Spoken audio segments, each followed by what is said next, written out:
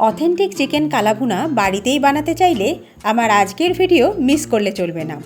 শুধু রঙেই নয়, এর স্বাদও হয় বাহবা কুড়োনোর মতো। তাহলে দেরি না করে দেখে নেওয়া যাক আমার আজকের রেসিপি চিকেন কালাভুনা। আগামী ভিডিওগুলো যাতে মিস না করে ফেলেন তার জন্য চ্যানেলটি অবশ্যই সাবস্ক্রাইব করা চাই। প্লিজ বন্ধুরা, ভিডিওটি লাইক ও শেয়ার করতেও কিন্তু ভুলবেন না।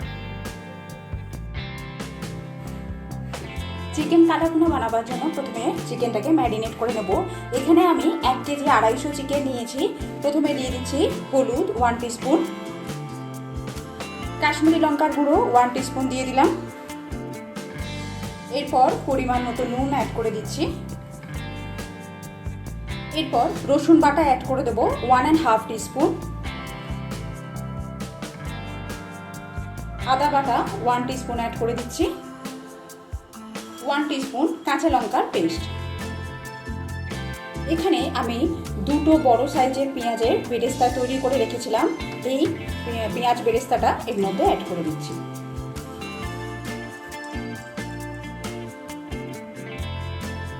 দুটো মিডিয়াম সাইজের টমেটো অ্যাড করে দিলাম, ছোট ছোট টুকরো করে কেটে নেওয়া আছে টমেটোটাকে। বেরেস্তা ভাজার তেল অ্যাড করে দিচ্ছি প্রায় 2 টেবিল স্পুনের মতো। হাতের সাহায্যে সমস্ত উপকরণ ভালোভাবে মাখিয়ে নেব।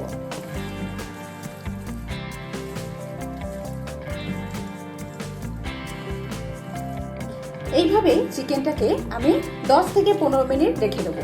খুব বেশি এই রেসিপিটাতে ম্যারিনেট করার দরকার পড়ে না, যেহেতু এই রেসিপিটা কড়াতেই অনেকক্ষণ কষতে হয়, তবে এই অথেন্টিক কালাভুনার কালারটা আসে।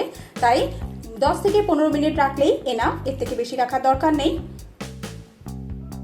রান্না শুরু করার আগে একটা ভাজা মশলা আমরা তৈরি করে নেব। এখানে নিয়েছি 1 টিস্পুন গোটা জিরে, 1/2 টিস্পুন গোলমরিচ, 1/2 টিস্পুন মৌরি, 7-8টা নিয়েছি লবঙ্গ, একটা দারচিনি স্টিক, একটা বড় এলাচ আছে, নিয়েছি দুটো শুকনো লঙ্কা, 1/2 জয়িত্রী ফুল, সামান্য পরিমাণে নিয়েছি জায়ফলের টুকরো, আর এখানে আছে 5 থেকে 6টা ছোট এলাচ।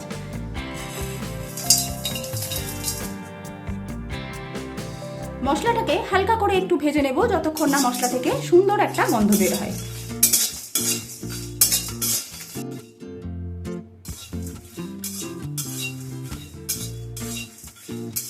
মশলাটা ভেজে নেওয়া হয়ে গেছে। এবার আমি এটা একটা প্লেটে ঢেলে নিয়ে ঠান্ডা করে এর একটা পাউডার বানিয়ে নেব।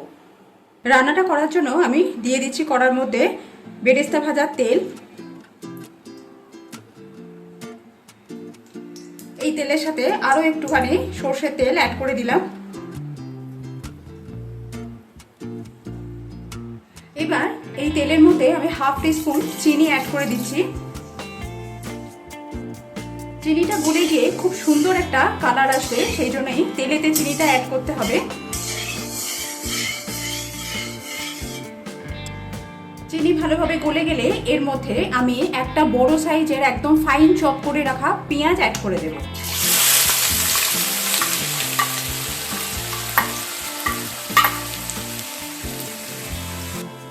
পেঁয়াজটা দেবার পর এবার আমি এখানে 1 teaspoon Kashmiri red chilli powder add করে দিচ্ছি।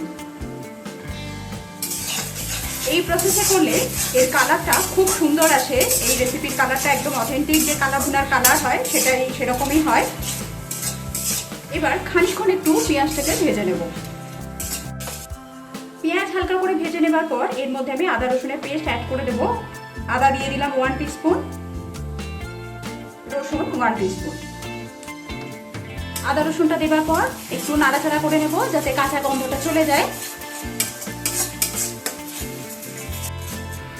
আদা রসুন ভেজে নেওয়া হয়ে গেলে এরপর ম্যারিনেট করে রাখা চিকেন অ্যাড করে দিচ্ছি।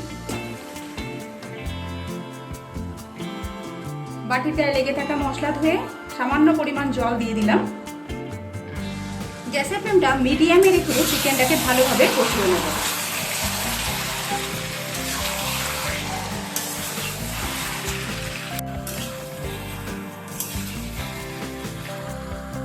প্রায় 4 থেকে 5 মিনিট সময় নিয়ে মিডিয়াম ফ্লেমে কষানোর পর টমেটোটা খুব সুন্দরভাবে গলে গেছে আর খুব সুন্দরভাবে তেলও ছেড়ে এসছে।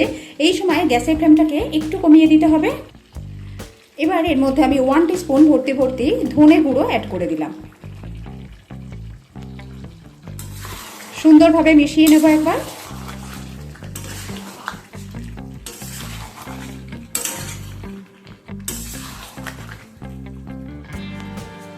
মেশানোর পরে এটাকে চাপা দিয়ে দেবো। এই রেসিপিটাতে কিন্তু কোনো রকম জলের ব্যবহার হবে না, একদম লো ফ্লেমে এটাকে মাঝে মাঝে ঢাকনা খুলে নেড়ে দিতে হবে। এইভাবেই এই রান্নাটাকে করে নিতে হবে। লো ফ্লেমে চাপা দিয়ে রান্না করার জন্য চিকেন প্রায় 60% সেদ্ধ হয়ে গেছে, আর দেখুন অনেকটা পরিমাণ জলও বেরিয়ে গেছে।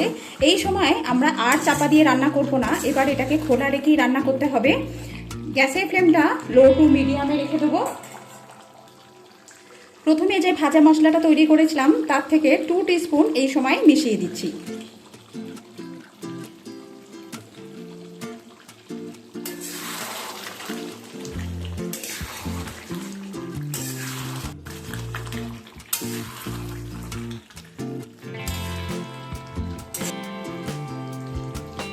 কষতে কষতে দেখুন কালা ভুনার একদম অথেন্টিক সুন্দর একটা কালার চলে এসছে।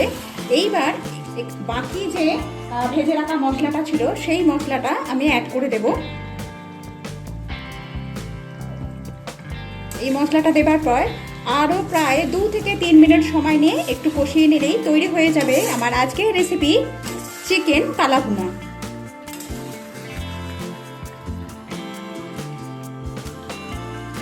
আমার আজকের রেসিপি চিকেন কালা ভুনা রেডি টু সার্ভ।